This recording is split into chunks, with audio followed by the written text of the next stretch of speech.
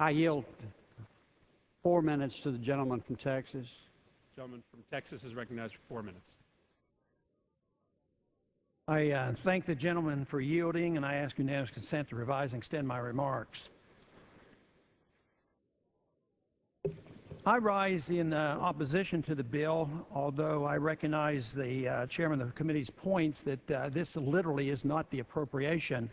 But I do want to speak out against this whole process of what we're trying to do with the bailout, not only this time, but the time before.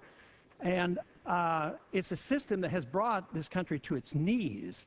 And I think we haven't recognized what the cause has been, and therefore we're not looking at this problem in a proper manner in order to solve the problem.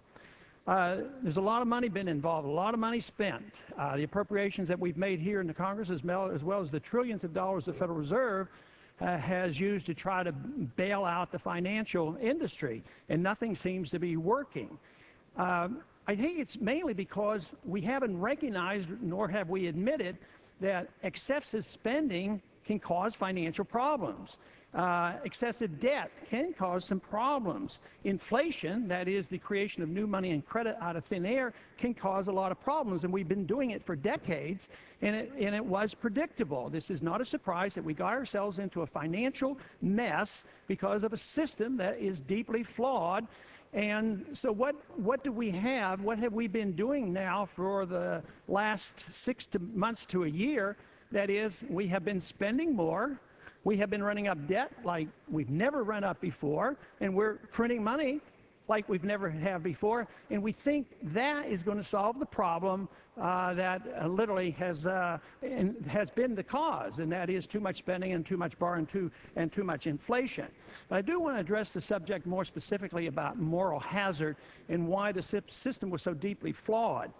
And that is, when a Federal Reserve system, a central bank, creates easy money, easy credit, and has interest rates lower than they should be, business people do the wrong things. They make mistakes. It's called malinvestment, and we've been doing it for a long time. It causes financial bubbles, and they have to be corrected. Actually, the recession is therapy for all the mistakes, but the mistakes come basically from a Federal Reserve system that's causing too many people to make mistakes. It causes savers to make mistakes. Interest rates are lower than they should be, so they don't save. In capitalism, capital comes from savings, but for decades now, capital comes from the printing press, and nobody has saved. And that contributes to what we call moral hazard, as well as the system of the Fannie Mae and Freddie Mac system. It always had a line of credit, never had to use it, but the assumption was if we ever got into any trouble, the Treasury would be there and the Federal Reserve would back them up. And that existed for a long time, causing specifically the housing bubble to develop. Then we subsidized the insurance. The government subsidized insurance program further promotes the principle of moral hazard, people doing things and spending money, investing in the incorrect way. Then with the assumption that we're all going to be bailed out, which we're endorsing that by bailing everybody out, people sweat because if there is a mistake, the government will come to our rescue. That's part of the system of the FDIC.